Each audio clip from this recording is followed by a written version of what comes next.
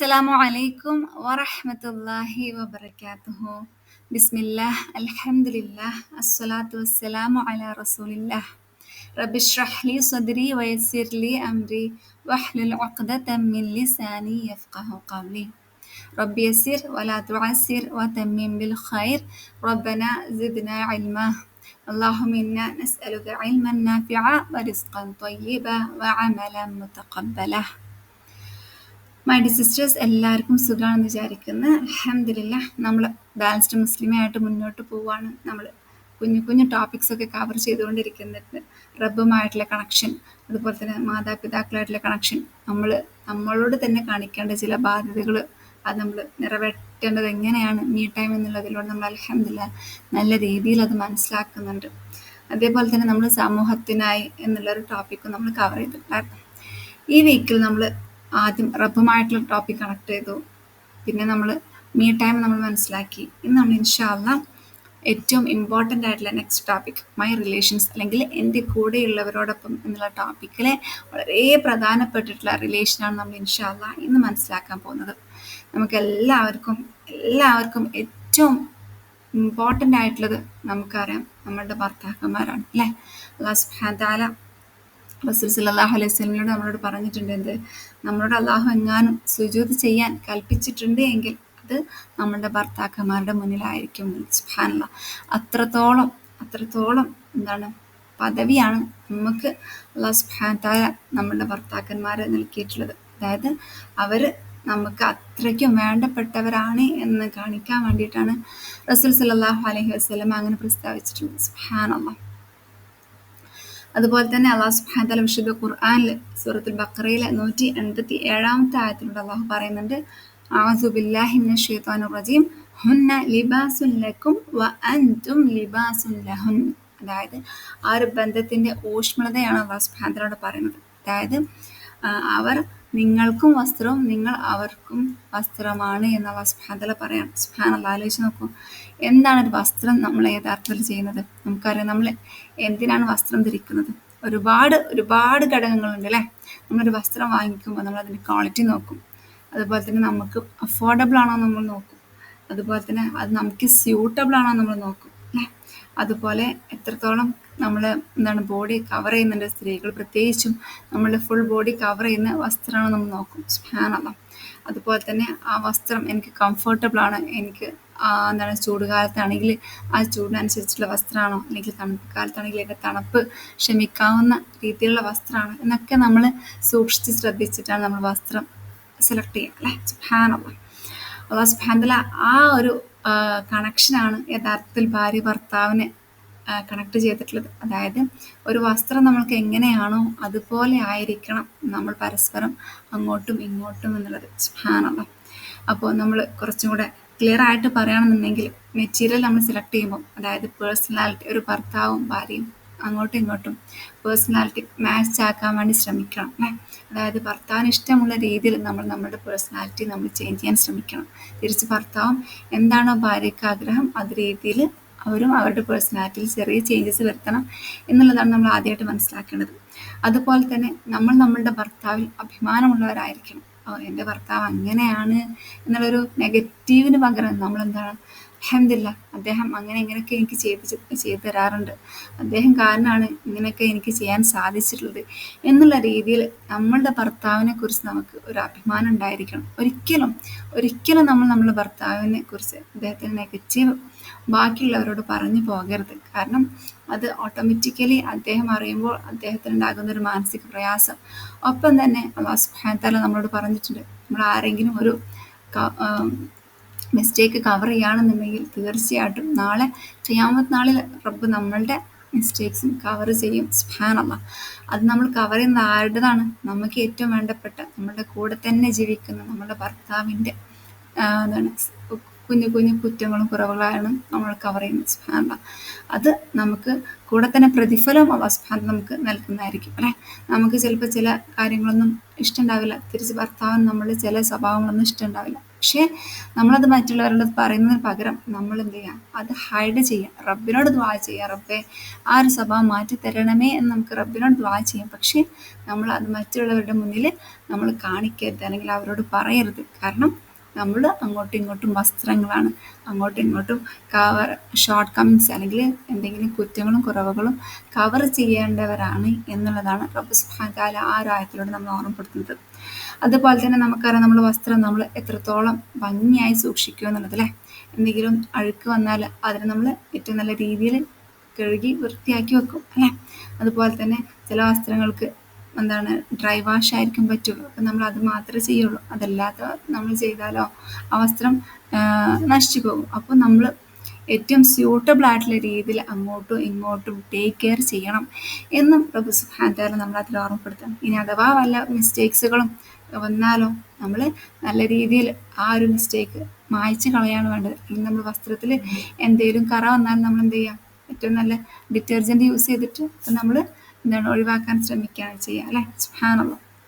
അതുപോലെ നമ്മൾ നല്ല രീതിയിൽ അയൺ ചെയ്യും. നമ്മൾ ചൂട് ഓവറാക്കിയാൽ എന്താകും, ആ വസ്ത്രം കരിഞ്ഞു പോകും അല്ലേ. ചൂട് തീരെ ഇല്ലാണ്ടാകുമ്പോൾ ആ വസ്ത്രം നല്ല രീതിയിൽ ആ ചുളിവ് പോവുകയില്ല. അപ്പോൾ ഏറ്റവും പെർഫെക്റ്റ് ആയിട്ടുള്ള രീതിയിൽ നമുക്ക് ഏറ്റവും ഏറ്റവും അഹ്സനാകുന്ന രീതിയിൽ നമ്മൾ എന്ത് ചെയ്യണം, ആ ഒരു റിലേഷൻ മുന്നോട്ട് കൊണ്ടുപോകണം എന്നാണ് അല്ലാഹു സുബ്ഹാനഹു വ തആല ഈ ഒരു ആയത്തിലൂടെ നമ്മളെ ഓർമ്മപ്പെടുത്തുന്നത്. സുബ്ഹാനല്ലാഹ്. അപ്പോൾ ഞാനൊരു ചോദ്യം ആദ്യം തന്നെ നിങ്ങളോട് ചോദിക്കാം. എന്തിനാണ് നമ്മൾ കല്യാണം കഴിച്ചിട്ടുള്ളത്? നമ്മളൊക്കെ വളരെ നമ്മളുടെ ചെറുപ്പത്തിൽ നമ്മളുടെ മാതാപിതാക്കൾ കല്യാണം കഴിക്കാനുള്ള സമയമായി, കല്യാണം കഴിച്ചോളൂ എന്ന് പറഞ്ഞ അടിസ്ഥാനത്തിലാണ് നമ്മൾ കല്യാണം കഴിച്ചത്. അതല്ല നമുക്ക് ആരോടെങ്കിലും ഇഷ്ടം തോന്നിയിട്ട് നമ്മൾ കല്യാണം കഴിച്ചതാണ്. അതല്ല ഇതൊരു നാട്ടുചര്യയാണ് എന്നുള്ള രീതിയിലാണ് നമ്മൾ കല്യാണം കഴിച്ചത്. സുബ്ഹാനല്ലാഹ്. യഥാർത്ഥത്തിൽ നമുക്കറിയാം അല്ലാഹു സുബ്ഹാനഹു വ തആല നമ്മളോട് പറഞ്ഞിട്ടുണ്ട്, നമ്മൾ വിവാഹത്തോടു കൂടി നമ്മളുടെ ദീനിൻ്റെ പകുതി നമ്മൾ പൂർത്തീകരിച്ചിട്ടുണ്ട് എന്ന്. സുബ്ഹാനല്ലാഹ്. അതുപോലെ തന്നെ റസൂൽ സല്ലല്ലാഹു അലൈഹി വസല്ലമയുടെ ഏറ്റവും വലിയ ഒരു സുന്നത്ത് തന്നെയായിരുന്നു വിവാഹം എന്നുള്ളത്. അങ്ങനെ വിവാഹം കഴിക്കുന്നത് വഴി റബ്ബിലേക്ക് കൂടുതൽ അടുക്കാൻ വേണ്ടിയിട്ടാണ് യഥാർത്ഥത്തിൽ നമ്മൾ വിവാഹം ചെയ്യുന്നത്. സുബ്ഹാനല്ലാഹ്. പക്ഷേ നമ്മൾ എപ്പോഴും മെറ്റീരിയലിസ്റ്റിക് ആയിട്ടാണ് ചിന്തിക്കുക അല്ലേ. നമ്മൾ വിചാരിക്കുന്നത് എന്തിനാണ്, എനിക്ക് പല സ്ഥലങ്ങളിലേക്ക് പോകണം, അതല്ലെങ്കിൽ എനിക്ക് ഇന്ന കാര്യങ്ങൾ നേടിയെടുക്കണം, അല്ലെങ്കിൽ ഒരുപാട് സമ്പത്തുണ്ടെങ്കിൽ എനിക്ക് ഇങ്ങനെ കാര്യങ്ങളൊക്കെ ചെയ്യാം. അങ്ങനെ പല രീതിയിലും പല ആളുകളും ചിന്തിക്കും. അൽഹംദുലില്ലാഹ്. പക്ഷെ ഒരുപാട് ആളുകളുണ്ട് കേട്ടോ, അതായത് ദീൻ പൂർത്തീകരണത്തിന് വേണ്ടിയിട്ടും റസൂൽ സല്ലല്ലാഹു അലൈഹി വസല്ലമയുടെ സുന്നത്ത് മനസ്സിലാക്കിയിട്ടും അള്ളാഹുവിൻ്റെ പ്രീതി ആഗ്രഹിച്ചും ഒക്കെ കല്യാണം കഴിക്കുന്നവരുണ്ട്. പക്ഷേ നമ്മളോട് തന്നെ ചോദിക്കാം, നമ്മളിതിൽ ഏത് കാറ്റഗറിയിലാണ്, ഞാൻ എന്തിനാണ് കല്യാണം കഴിച്ചിട്ടുള്ളത്? എൻ്റെ ദീനിൻ്റെ പകുതി പൂർത്തീകരണത്തിന് വേണ്ടിയാണോ, റസൂൽ സല്ലല്ലാഹു അലൈഹി വസല്ലമയുടെ സുന്നത്തായത് കൊണ്ടാണോ, അതല്ല എനിക്ക് വല്ല സ്വാർത്ഥ താല്പര്യങ്ങൾക്ക് വേണ്ടിയിട്ടാണോ ഞാൻ കല്യാണം കഴിച്ചിട്ടുള്ളത് എന്ന് നമ്മളോട് തന്നെ ചോദിക്കാം. നമുക്കറിയാം, എന്താണ് മാരേജ് എന്ന് ഒരാൾ ചോദിക്കുമ്പോൾ, അല്ലെങ്കിൽ എന്താണ് വിവാഹം എന്ന് ചോദിക്കും, ഒരുപാട് ഉത്തരങ്ങളുണ്ട് അല്ലേ. അത് പരസ്പര സ്നേഹമാണ്, അതുപോലെ തന്നെ അംഗീകാരമാണ്, മനസ്സിലാക്കലാണ്, പൊരുത്തപ്പെടലാണ്, അങ്ങനെ കുറേ കാര്യങ്ങളുണ്ട്. ഒരുപാട് അടിസ്ഥാനങ്ങളും അതിലുണ്ട്. നമുക്കറിയാം ഏറ്റവും ഇമ്പോർട്ടൻ്റ് ആയിട്ട് നമുക്കറിയാം ഫിസിക്കൽ റിലേഷൻഷിപ്പ്. ആ ഒരു റിലേഷൻഷിപ്പോട് കൂടിയാണ് യഥാർത്ഥത്തിൽ ആ ഒരു ബന്ധം തുടങ്ങുന്നത് തന്നെ അല്ലേ. ഖുർആനിൽ അല്ലാഹു സുബ്ഹാനഹു വ തആല അങ്ങനെ ബന്ധപ്പെട്ടിട്ടില്ല എങ്കിൽ ആ ഒരു മാരേജിന് നോർമൽ ആയിട്ടുള്ളൊരു കല്യാണത്തിൻ്റെ റൂളിങ്സ് ഒന്നും വരുന്നില്ല. സുബ്ഹാനല്ലാഹ്. അതുകൊണ്ട് യഥാർത്ഥത്തിൽ നിക്കാഹ് എന്ന് പറഞ്ഞാൽ, അല്ലെങ്കിൽ വിവാഹം എന്ന് പറയുന്നത് നമുക്ക് ഹലാലാവുക എന്നുള്ള അർത്ഥത്തിലാണ്. അതായത് അങ്ങോട്ടും ഇങ്ങോട്ടുള്ള പരസ്പര ബന്ധം, ആ ഒരു അങ്ങോട്ടുള്ള സ്പർശനം ഹലാലാവുക എന്നുള്ളതാണ് യഥാർത്ഥത്തിൽ മാരേജ് എന്ന് പറയുമ്പോൾ, അല്ലെങ്കിൽ നക്കാഹ എന്നുള്ള വാക്കിൻ്റെ അർത്ഥം. യഥാർത്ഥത്തിൽ നമ്മൾ ഒഖ്ദത്തുൻ നിക്കാഹ്, അതായത് വളരെ സ്ട്രോങ് ആയിട്ടുള്ളൊരു ബോണ്ട് അവിടെ കൊണ്ടുവരികയാണ്. അതാണ് ഒഖ്ദത്ത്. അഖീദ നമ്മൾ പറഞ്ഞിട്ടുണ്ടായിരുന്നു. അഖീദ എന്ന് പറഞ്ഞാൽ എന്തായിരുന്നു, ഒരു കയറ്, ഒഖ്ദത്ത് എന്നൊക്കെ പറഞ്ഞ് നമ്മൾ പറഞ്ഞിട്ടുണ്ടായിരുന്നു അല്ലേ. അപ്പോൾ ഇവിടെ ഒരു റിലേഷൻഷിപ്പിനെ സ്ട്രോങ് ആക്കുന്ന ഒരു കയറ് എന്നുള്ള രീതിയിലാണ് വിവാഹത്തിനെ നമ്മൾ ഇവിടെ മനസ്സിലാക്കേണ്ടത്. അപ്പം ആ ഒരു വിവാഹത്തിൽ അല്ലെങ്കിൽ ആ ഒരു ബന്ധത്തിൽ ഒരുപാട് കാര്യങ്ങൾ നമ്മൾ നേരത്തെ പറഞ്ഞ പോലെ എന്താണ് സെക്ഷൽ റിലേഷൻഷിപ്പ് അല്ലെങ്കിൽ ഫിസിക്കൽ റിലേഷൻഷിപ്പാണ് ഏറ്റവും ആദ്യമായിട്ട് നമ്മൾ മനസ്സിലാക്കേണ്ടത്. അതോട് കൂടിയാണ് നമ്മളുടെ വിവാഹം തുടങ്ങുന്നത്. അതോടൊപ്പം തന്നെ നമ്മൾക്ക് വിവാഹത്തിലൂടെ ഒരുപാട് മാനസിക സന്തോഷവും ലഭിക്കേണ്ടതുണ്ട് അല്ലേ. അതുപോലെ മനഃശാസ്ത്രപരമായിട്ടുള്ള ഒരുപാട് ആസ്പെക്ട്സും അതിൽ വരുന്നുണ്ട്. ഒപ്പം തന്നെ സാമ്പത്തികപരമായിട്ടും വരുന്നുണ്ട്. പക്ഷെ ഇതെല്ലാം യഥാർത്ഥത്തിൽ ഒരു ഒരു വിവാഹത്തിൻ്റെ എന്താണ് സ്തംഭങ്ങൾ അല്ലെങ്കിൽ പില്ലേഴ്സ് മാത്രമാണ്. ഇതാണ് എന്താണ് വിവാഹം അല്ലെങ്കിൽ ഇതാണ് ലൈഫ് എന്നല്ല നമ്മൾ മനസ്സിലാക്കേണ്ടത്. ഇതൊക്കെ ഒരു സക്സസ്ഫുൾ മാരേജ് ലൈഫിന് കാരണമാകുന്ന കാര്യങ്ങളാണ്. എന്ത് ശാരീരിക ബന്ധങ്ങളും അതുപോലെ തന്നെ സമ്പത്തായാലും മാനസിക സന്തോഷങ്ങളായാലും അല്ലെങ്കിൽ വികാരങ്ങളായാലും എല്ലാം യഥാർത്ഥത്തിൽ എന്താണ് ഈ ഒരു എന്താണ് വിവാഹം ഏറ്റവും സക്സസ്ഫുൾ ആകാൻ വേണ്ടിയിട്ടുള്ള ഘടകങ്ങൾ മാത്രമാണ്. നമ്മൾ പില്ലേഴ്സ് ഓഫ് ഇസ്ലാം എന്ന് കേട്ടിട്ടുണ്ട്, അല്ലെങ്കിൽ എന്താണ് ഇസ്ലാമിൻ്റെ 5 സ്തംഭങ്ങൾ നമ്മൾ കേട്ടിട്ടുണ്ട് അല്ലേ. അപ്പോൾ നമ്മൾ ഒരു മുസ്ലിം ആയിരിക്കാൻ വേണ്ടിയിട്ടുള്ള ഏറ്റവും ബേസിക് ആയിട്ടുള്ള കാര്യങ്ങളാണെന്ത് ഇസ്ലാം കാര്യങ്ങൾ. ആ 5 കാര്യങ്ങൾ നമസ്കാരം, നോമ്പും, ഷഹാദത്തും, ഹജ്ജും, സൗമും, സക്കാത്തും ഒക്കെ എന്താണ് അതൊക്കെ സ്തംഭങ്ങൾ മാത്രമാണ്. അതായത് ഉദാഹരണമായിട്ട് പറയുകയാണെന്നുണ്ടെങ്കിൽ നമ്മൾ ഒരു വീടിന് ഫൗണ്ടേഷൻ ഇട്ടു, ആ ഫൗണ്ടേഷനാണ് ഇസ്ലാം എന്ന് വിചാരിക്കാം. എന്നിട്ട് നമ്മൾ ഒരുപാട് തൂണുകൾ കൊടുത്തു, അതോടുകൂടി വീടാവുന്നുണ്ടോ? ഇല്ല. ഇസ്ലാം പൂർത്തിയാവുന്നുണ്ടോ? ഇല്ല അല്ലേ. നമ്മൾ ആ വീടിന് എന്താണ് മേൽക്കൂര വെക്കും, ജനലുകളും വാതിലുകളും അതുപോലെ തന്നെ നമ്മൾ ഈ ഫർണിച്ചേഴ്സും ഒക്കെ വെക്കും. എന്നിട്ടും പോരാ അല്ലേ, അതിൽ ആളുകൾ വേണം അല്ലേ. ആ ആളുകൾ പരസ്പരം അങ്ങോട്ടും ഇങ്ങോട്ടും നല്ല സ്നേഹത്തോടു കൂടി പെരുമാറണം. അങ്ങനെയൊക്കെ ആകുമ്പോഴാണെന്ത് അതിന് നമ്മളൊരു വീടെന്ന് പറയുള്ളൂ. ഇതല്ലാതെ വെറുതെ കുറച്ച് പില്ലേഴ്സ് വരുമ്പോൾ ഒക്കെ നമ്മളത് വീടെന്ന് പറയില്ല. ഇസ്ലാം എന്ന് പറഞ്ഞാൽ യഥാർത്ഥത്തിൽ എന്താണ് ഒരുപാട് ആ 5 പില്ലേഴ്സിൽ നമ്മളെന്താണ് ഒരു വളരെ മനോഹരമായിട്ടുള്ളൊരു ദീനെ വളർത്തിക്കൊണ്ടുവരുന്നതാണ് അല്ലേ. അപ്പോൾ ആ ഒരു ദീനിലേക്ക് അല്ലെങ്കിൽ ഇസ്ലാം പൂർത്തീകരണത്തിലേക്ക് ആവശ്യമായിട്ടുള്ള കാര്യങ്ങളാണ് ആ 5 സ്തംഭങ്ങൾ. ആ സ്തംഭങ്ങളില്ലാതെ ഇസ്ലാം ഒരിക്കലും പൂർണ്ണമാവുകയില്ല എന്നാണ് നമ്മൾ മനസ്സിലാക്കേണ്ടത്. അതല്ലാതെ അത് മാത്രമാണ് എന്നല്ല. അപ്പോൾ ഈ 5 സ്തംഭങ്ങളിലൂടെ എനിക്ക് എങ്ങനെ അള്ളാഹുവിലേക്ക് അടുക്കാം എന്നാണ് നമ്മൾ മനസ്സിലാക്കേണ്ടത്. എൻ്റെ നിസ്കാരത്തിലൂടെ എങ്ങനെയാണ് ഞാൻ ഇസ്ലാം പൂർത്തീകരിക്കുക, അല്ലെങ്കിൽ ഈ നിസ്കാരത്തിലൂടെ എനിക്ക് എന്ത് ബെനിഫിറ്റാണ് അല്ലെങ്കിൽ എന്ത് എന്താ പറയുക കംഫർട്ടാണ് എനിക്ക് ലഭിക്കുന്നത്, അല്ലെങ്കിൽ ഞാൻ നോമ്പെടുക്കുന്നത് വഴി എന്താണ് റബ്ബെ അതിലൂടെ ഉദ്ദേശിക്കുന്നത്. നമുക്കറിയാമല്ലോ അല്ലക്കും തത്തക്കോ, നിങ്ങൾ തെക്കോയുള്ളവരാകാൻ വേണ്ടിയിട്ട് എന്ന് സുബ്ഹാനഹു വ തആല പറഞ്ഞിട്ടുണ്ട് അല്ലേ. സുബ്ഹാനല്ലാഹ്. അങ്ങനെ ഓരോ എന്താണ് കർമ്മങ്ങളിലും സുബ്ഹാനഹു വ തആല ഓരോ ഉദ്ദേശങ്ങൾ വെച്ചിട്ടുണ്ട്. അപ്പോൾ നമ്മൾ എന്ത് കാര്യങ്ങൾ ചെയ്യുമ്പോഴും എന്താണ് ഇതിൻ്റെ ഉദ്ദേശം എന്ന് നമ്മൾ മനസ്സിലാക്കേണ്ടതുണ്ട്. സുബ്ഹാനല്ലാഹ്. അപ്പോൾ നമ്മൾ പറഞ്ഞു വന്നത് മാരേജ് എന്ന് പറയുമ്പോൾ അതിനും അല്ലെങ്കിൽ വിവാഹം എന്ന് പറയുമ്പോൾ അതിന് ഇതുപോലെ കുറേ തൂണുകളുണ്ട്. പക്ഷെ ആ തൂണുകൾ മാത്രമാണ് ഒരു എന്താണ് വിവാഹം അല്ലെങ്കിൽ ദാമ്പത്യം എന്ന് നമ്മൾ ചിന്തിക്കരുത്, അല്ലെങ്കിൽ എന്ന് നമ്മൾ തെറ്റിദ്ധരിക്കരുത്. വിവാഹം എന്ന് പറയുമ്പോൾ ഈ എല്ലാ കാര്യങ്ങൾ കൊണ്ടും എങ്ങനെ എനിക്ക് നല്ലൊരു സക്സസ്ഫുൾ ലൈഫ് മുന്നോട്ട് കൊണ്ടുപോകാം എന്നാണ് നമ്മൾ മനസ്സിലാക്കേണ്ടത്. ഇതൊക്കെ പറയുമ്പോൾ നമുക്ക് വളരെ എന്താണ് ഇതൊക്കെ തിയററ്റിക്കലായിട്ട് പറയുമ്പോൾ കുറച്ചൊക്കെ നമുക്ക് ഇങ്ങനെയൊക്കെ സംഭവിക്കാൻ പറ്റും നമ്മൾ ചിന്തിക്കും അല്ലേ. പക്ഷെ നമുക്കറിയാം റബ്ബ് കൂടെ ഉണ്ട്. റബ്ബിനോട് നിരന്തരം ദുആ ചെയ്യാം. ദുആ എന്നുള്ളത് നമ്മളുടെ എന്താണ് വെപ്പണാണ്, നമ്മളെ ആയുധമാണ്. നമ്മൾ റബ്ബിനോട് നിരന്തരം തേടിക്കൊണ്ടിരിക്കുക. ഇപ്പോൾ ഈ കേൾക്കുന്നവരിൽ തന്നെ പല കാറ്റഗറി ആളുകളുണ്ടാകും അല്ലേ. ചിലപ്പോൾ കല്യാണം കഴിക്കാൻ പോകുന്നവരായിരിക്കാം, അല്ലെങ്കിൽ കല്യാണം കഴിച്ച ഉടനെയുള്ളവരായിരിക്കാം, അതല്ലെങ്കിൽ ഒരുപാട് കാലം ഒരുമിച്ച് ജീവിച്ച് ആ ഒരു വിവാഹത്തിൻ്റെ എന്താണ് മാധുര്യമൊക്കെ ആസ്വദിച്ച ആളുകളായിരിക്കാം, അതല്ല എന്തെങ്കിലും പ്രശ്നങ്ങളിലൂടെ കടന്നു പോകുന്നവരായിരിക്കാം, ഇനി ചിലപ്പം ത്വലാഖ് വരെ സംഭവിച്ചവരായിരിക്കാം, അതല്ല എന്താണ് മരണപ്പെട്ട ഭർത്താക്കന്മാരുള്ളവരായിരിക്കാം, അതല്ലെങ്കിൽ വാർദ്ധക്യത്തിലെത്തിയവരായിരിക്കും. അപ്പോൾ പല കൂട്ടത്തിലുള്ള ആളുകളോടാണ് നമ്മൾ ഈ ഒരു ക്ലാസ്സിലൂടെ സംസാരിക്കുന്നത്. അപ്പോൾ പലർക്കും പല രീതിയിലായിരിക്കും ഇതെല്ലാം എന്താണ് മനസ്സിലേക്ക് കയറുന്നത്, അല്ലെങ്കിൽ എന്തിനാണ് ഇങ്ങനെ പറയുന്നത് എന്നൊക്കെ ചിന്തിക്കാം. പക്ഷെ നമ്മൾ ഓൾ ടോട്ടലായിട്ട് ഒരു ബാലൻസ്ഡ് മുസ്ലിമയാകാൻ വേണ്ടിയിട്ടുള്ള ഒരു ശ്രമത്തിലാണ് ഈ ഒരു ടോപ്പിക്ക് സംസാരിക്കുന്നത് എന്ന് ഒന്ന് ഓർമ്മപ്പെടുത്താണ്. അപ്പോൾ നമ്മൾ എന്താണ് ഈ സ്തംഭങ്ങൾ അല്ലെങ്കിൽ പില്ലേഴ്സിനെ കുറിച്ച് പറഞ്ഞു അല്ലേ. അപ്പോൾ വിവാഹ ജീവിതത്തിൽ ഈ കാര്യങ്ങളൊക്കെ നമ്മൾ എന്താണ് ഒരു സക്സസ്ഫുൾ മാരീഡ് ലൈഫിലേക്ക് എത്തിക്കേണ്ട കാര്യങ്ങളാക്കി മാറ്റാൻ നമ്മൾ ശ്രമിക്കണം. അതായത് നമ്മൾ ശാരീരികമായിട്ട് ബന്ധപ്പെടുമ്പോൾ ഇത് റബ്ബിന്റെ തൃപ്തിക്ക് വേണ്ടിയിട്ടാണ് ഞാൻ ചെയ്യുന്നത്. റബ്ബ് തൃപ്തിയാകും ഞാൻ എൻ്റെ ഭർത്താവിനോടൊപ്പം ഒരുമിക്കുമ്പോൾ. കാരണം രാത്രിയിൽ വിളിച്ചിട്ട് വരാത്ത സ്ത്രീയെ അള്ളാഹു സുബ്ഹാനഹു വതആല അള്ളാഹുവിൻ്റെ മലായിക്കത്തുകൾ ശപിക്കുമെന്ന് പറഞ്ഞിട്ടുണ്ട്. അപ്പം നമ്മളെ ഭർത്താക്കന്മാർ വിളിക്കുമ്പോൾ ആ ഒരു നിയത്തോടു കൂടി പോവുക. അപ്പം നമ്മൾ യഥാർത്ഥത്തിൽ കല്യാണം കഴിച്ചിട്ടുള്ളത് എന്തിനു വേണ്ടിയിട്ടാണ്? റബ്ബിൻ്റെ തൃപ്തി ആഗ്രഹിച്ചു കൊണ്ടാണ്, അല്ലേ? റബ്ബിൻ്റെ സ്വർഗം ആഗ്രഹിച്ചു കൊണ്ടാണ്, റബ്ബിലേക്ക് കൂടുതൽ അടുക്കാൻ വേണ്ടിയിട്ടാണ്. അതുവഴി എന്നിലൂടെ ലഭിക്കുന്ന സന്താനങ്ങളെ അള്ളാഹുവിലേക്ക് അടുപ്പിക്കുന്ന സന്താനങ്ങളാക്കാൻ വേണ്ടിയിട്ടാണ് ഞാൻ യഥാർത്ഥത്തിൽ കല്യാണം കഴിച്ചിട്ടുള്ളത് എന്നുള്ള നിയ്യത്ത് നമ്മൾ വീണ്ടും പുതുക്കേണ്ടതുണ്ട്. അങ്ങനെ നമ്മൾ നിയ്യത്ത് പുതുക്കുമ്പോൾ നമുക്ക് കുറച്ചും കൂടെ സ്നേഹം നമ്മളുടെ ആ ഒരു ബന്ധത്തിൽ വീണ്ടും വരും. കാരണം ഇതെല്ലാം ചെയ്യുന്നത് ഞാൻ എനിക്ക് വേണ്ടി തന്നെയാണ്, എൻ്റെ റബ്ബിൻ്റെ തൃപ്തി ആഗ്രഹിച്ചു കൊണ്ടാണ് എന്ന് നമ്മൾ മനസ്സിലാക്കുമ്പോൾ ഓട്ടോമാറ്റിക്കലി എന്താകും?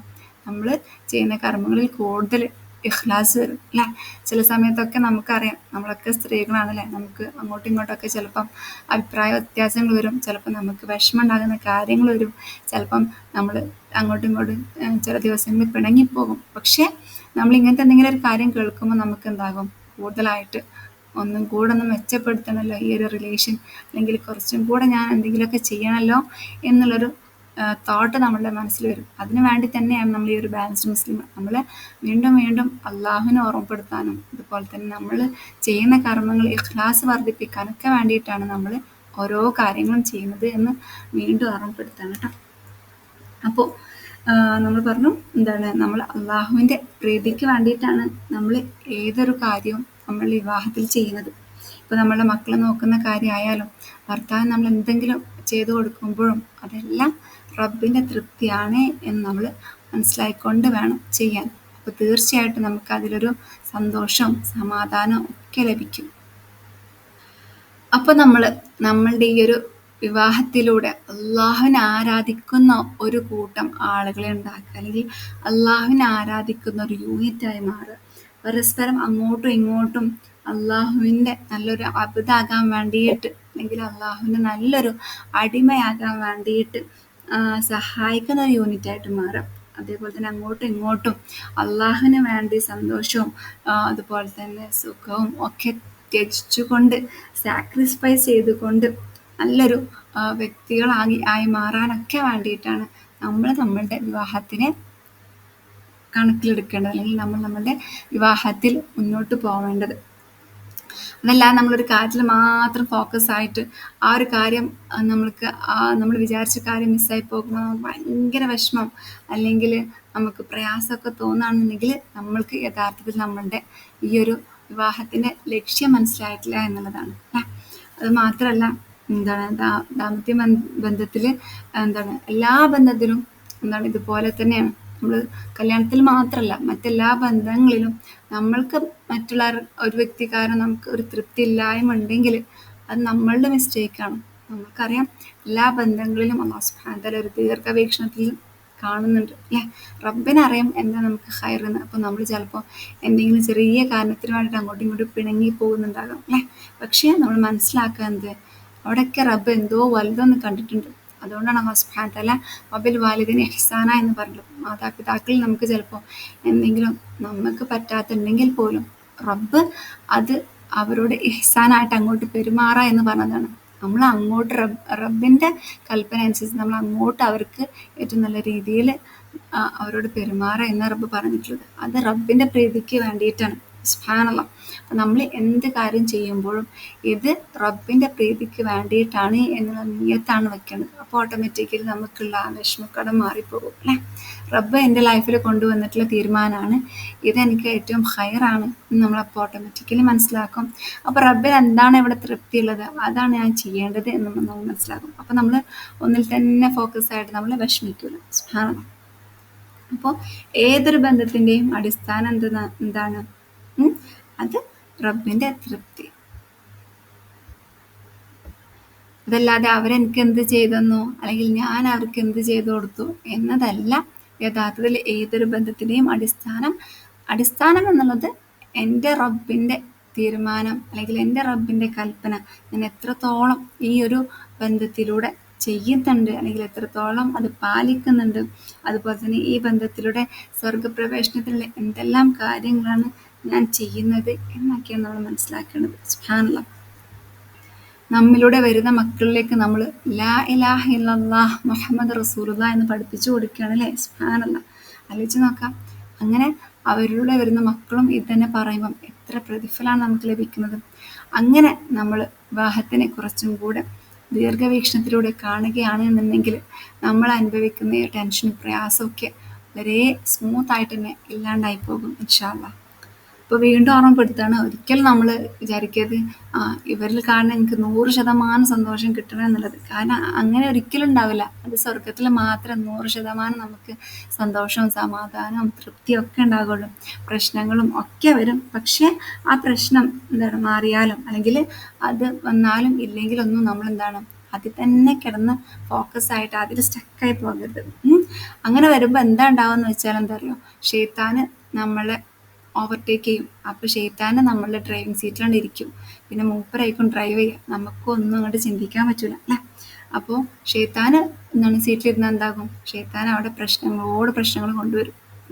ഷെയ്ത്താന് ഏറ്റവും ഇഷ്ടപ്പെട്ട കാര്യം എന്താണെന്നറിയോ, അള്ളാഹു അതായത് അള്ളാഹു സുബ്ഹാനഹു വ തആല നമ്മളോട് പറയുകയാണെന്ത്, ഷെയ്ത്താന് ഏറ്റവും ഇഷ്ടമുള്ള കാര്യം ഒരു ഭാര്യയും ഭർത്താവും തമ്മിൽ ബ്രേക്കായി പോവുക എന്നുള്ളതാണ്. തലാഖ് ചെയ്യപ്പെടുക എന്നുള്ളതാണ് ഷെയ്ത്താന് ഏറ്റവും കൂടുതൽ ഇഷ്ടവും നമ്മുടെ റബ്ബിന് ഏറ്റവും കൂടുതൽ സങ്കടമുള്ള കാര്യം. ഷെയ്ത്താനെ അട്ടഹസിച്ചിരിക്കുന്നത് വരെ ആ ഒരു ബന്ധം മുറിഞ്ഞു പോകുമ്പോഴാണ്. അല്ലാഹു സുബ്ഹാനഹു വ തആല എല്ലാ ബന്ധങ്ങളും എല്ലാ വിവാഹ ബന്ധങ്ങളും ഏറ്റവും നല്ല രീതിയിൽ തന്നെ മുന്നോട്ട് കൊണ്ടുപോകട്ടെ. ആമീൻ.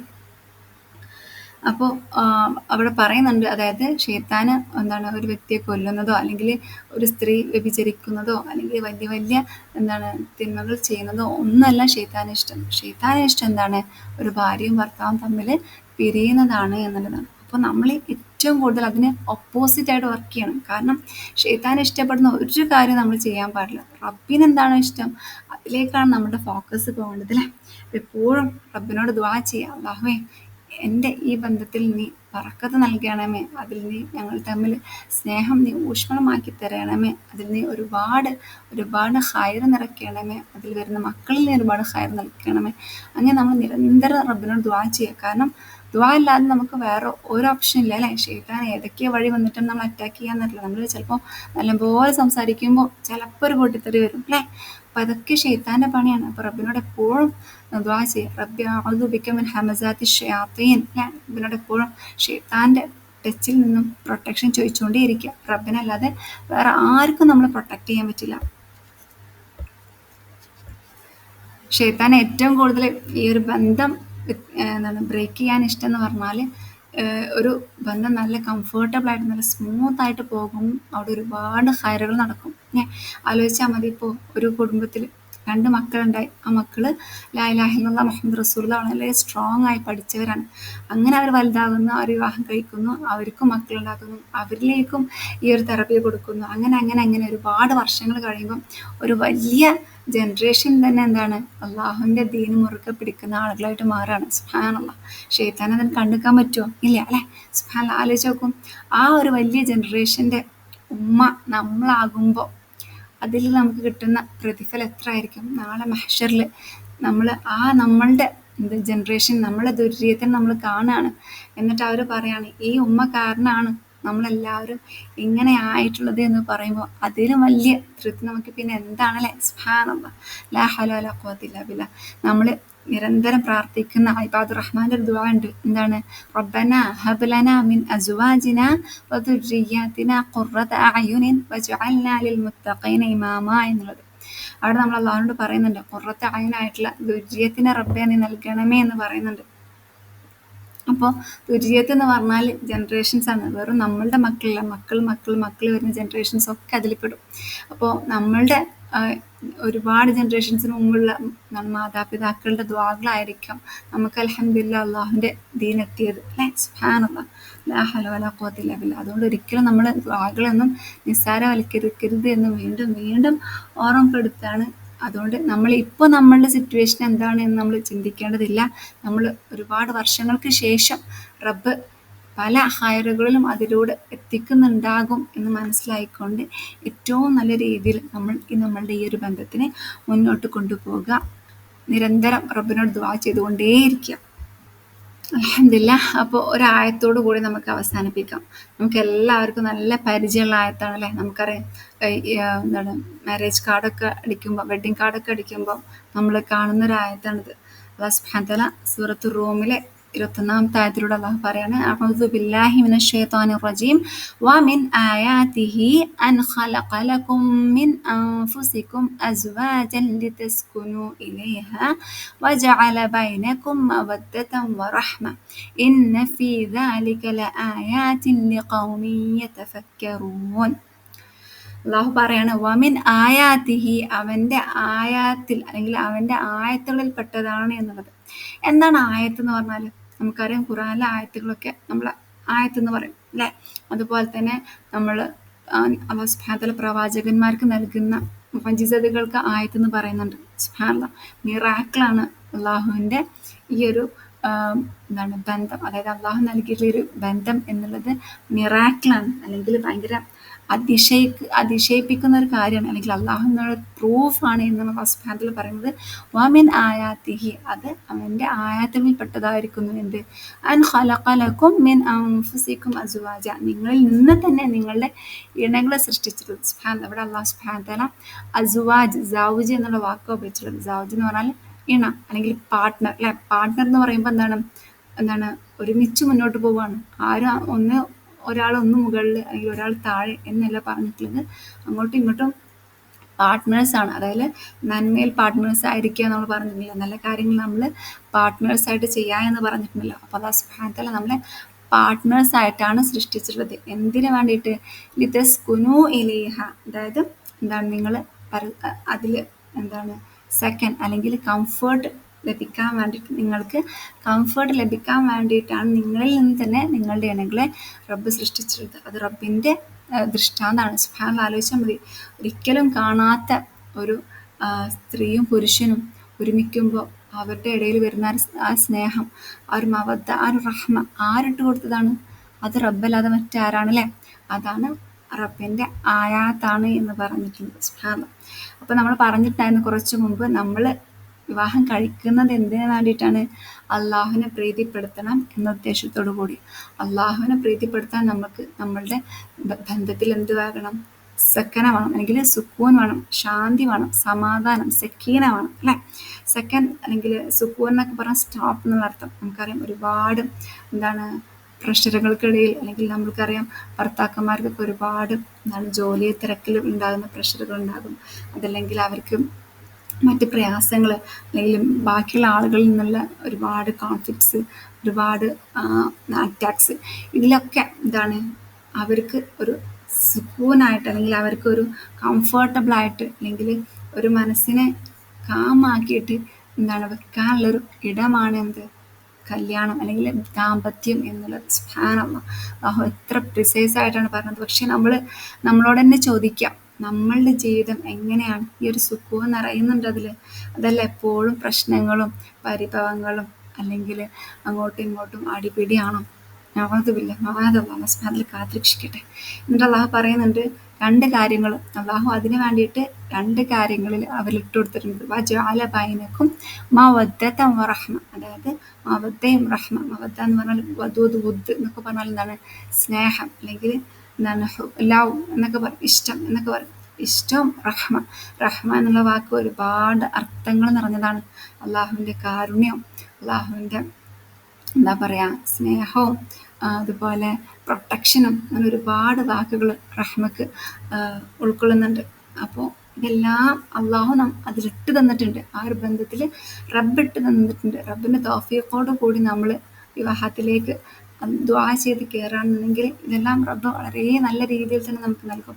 ഇതെല്ലാം അള്ളാഹുവിന് ഇഷ്ടമില്ലാത്ത രീതിയിലാണ് ഒരു കല്യാണം നടന്നിട്ടുണ്ടെന്നുണ്ടെങ്കിൽ അത് മുന്നോട്ട് പോകാൻ ഭയങ്കര പ്രയാസമാണ്. നമുക്കറിയാം ഒരുപാട് ലവ് മാരേജസ് അതൊക്കെ പെട്ടെന്ന് തന്നെ ബ്രേക്കായി പോകാനുള്ള കാരണം എന്താണ്? അവിടെ അള്ളാഹു ആയിട്ട് തുടങ്ങിയതല്ല, അത് ശൈത്താനിൽ നിന്ന് തുടങ്ങിയതാണ് അല്ലേ. അല്ലാഹു സുബ്ഹാനഹു. അപ്പോൾ അല്ലാഹു സുബ്ഹാനഹു വ തആല പറയാണ്, അങ്ങോട്ടും ഇങ്ങോട്ടും പരസ്പരം സുക്കൂന് ഉണ്ടാകാൻ വേണ്ടിയിട്ട് അള്ളാഹു നമ്മളിൽ എന്ത് നിറച്ചിട്ടുണ്ട്? സ്നേഹവും റഹ്മയും മവദ്ദത്തും റഹ്മത്തും. അതൊരിക്കലും നമ്മൾ മലയാളത്തിൽ പറയുമ്പോൾ അതിൻ്റെ ഹക്ക് കിട്ടില്ല. അതുകൊണ്ടാണ് മവദ്ദയും റഹ്മയും എന്ന് തന്നെ പറയുന്നത്. എന്നിട്ട് അള്ളാഹു പറയണത് ഇന്ന ഫീ ദാലിക ലആയാതിൻ ലിഖൗമി യതഫക്കറൂൻ. തീർച്ചയായിട്ടും എന്താ പറയുക, ചിന്തിക്കുന്നവർക്ക് അല്ലെങ്കിൽ ബുദ്ധി ഉപയോഗിക്കുന്നവർക്ക് ഇതിൽ ദൃഷ്ടാന്തമുണ്ട്. അല്ലെങ്കിൽ എന്തുകൊണ്ടാണ് റബ്ബ് ഇങ്ങനെ ചെയ്തിട്ടുള്ളത് എന്ന് നമ്മൾ ഒരുപാട് ചിന്തിച്ചാൽ നമുക്ക് ഒരുപാട് ദൃഷ്ടാന്തം അതിൽ നിന്നും കാണാൻ സാധിക്കും. സുബ്ഹാനല്ലാഹ്.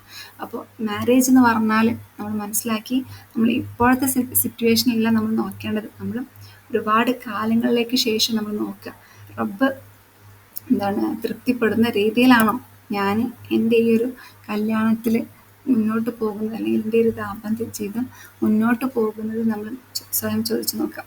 അതുപോലെ തന്നെ ഇമ്പോർട്ടൻ്റ് ആയിട്ട് നമ്മൾ തുടക്കത്തിൽ പറഞ്ഞിട്ടായിരുന്നു, ഞാൻ എന്തിനാണ് കല്യാണം കഴിച്ചിട്ടുള്ളത്. നമ്മൾ സ്വന്തത്തോട് ചോദിക്കാം, റബ്ബിൻ്റെ തൃപ്തിക്ക് വേണ്ടിയിട്ടാണോ ഞാൻ കല്യാണം കഴിച്ചിട്ടുള്ളത്?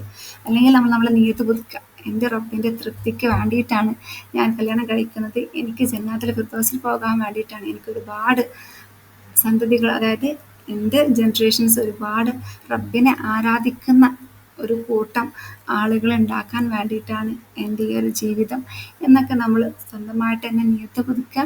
ഇൻഷാ അല്ലാഹ് അല്ലാഹു സുബ്ഹാനഹു വ തആല അതിലേക്ക് നമ്മൾ തീർച്ചയായിട്ടും എത്തിക്കും. പിന്നെ അതുപോലെ തന്നെ നബി സല്ലല്ലാഹു അലൈഹി വസല്ലമ ഒരു ഹദീസിലൂടെ പറയുന്നുണ്ട്, അതായത് ഈ വേൾഡ് എന്ന് പറഞ്ഞാൽ വളരെ ടെമ്പററി ആണ്. പക്ഷേ അതിൽ ഏറ്റവും ബെസ്റ്റ് കംഫേർട്ട് എന്താണെന്ന് ചോദിച്ചാൽ നല്ല സ്വാലിഹത്തായിട്ടുള്ള ഒരു സ്ത്രീയാണ്. അതായത് ഏറ്റവും നല്ലൊരു ഭാര്യയാണ് യഥാർത്ഥത്തിൽ ഏറ്റവും ബെസ്റ്റ് കംഫേർട്ട് എന്നുള്ളത്. അതായത് ഒരു ഭർത്താവിന് ഏറ്റവും ഏറ്റവും വലിയ കംഫേർട്ട് അല്ലെങ്കിൽ ഏറ്റവും നല്ലത് ലഭിക്കുന്നത് എന്താണെന്ന് ചോദിച്ചാൽ നല്ലൊരു റൈറ്റിയസ് ആയിട്ടുള്ള വുമൺ, ഏറ്റവും നല്ല സ്ത്രീയാണ് അല്ലേ.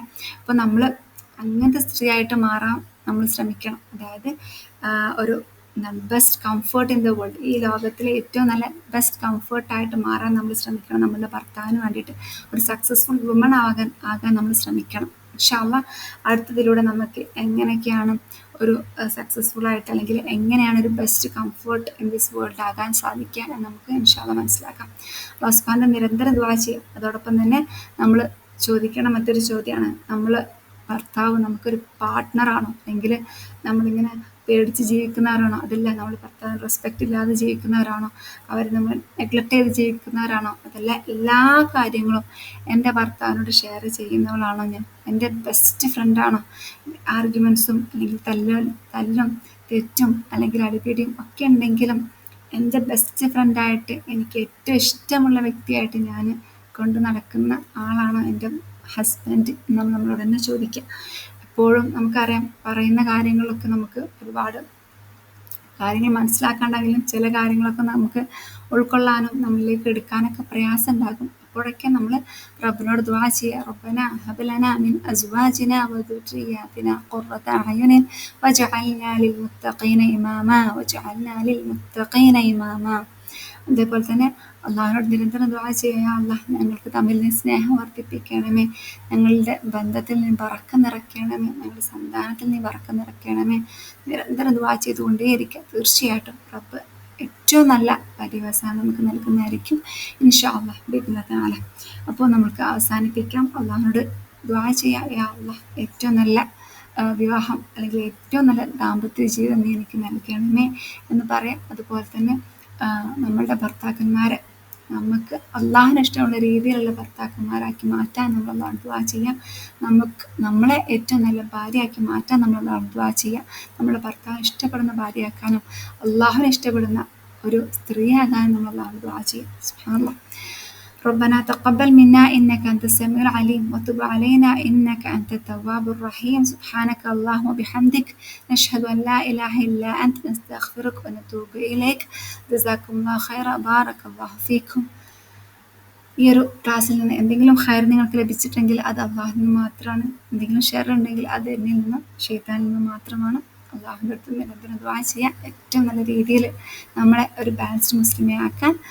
ربنا تقبل منا. السلام عليكم ورحمة الله وبركاته.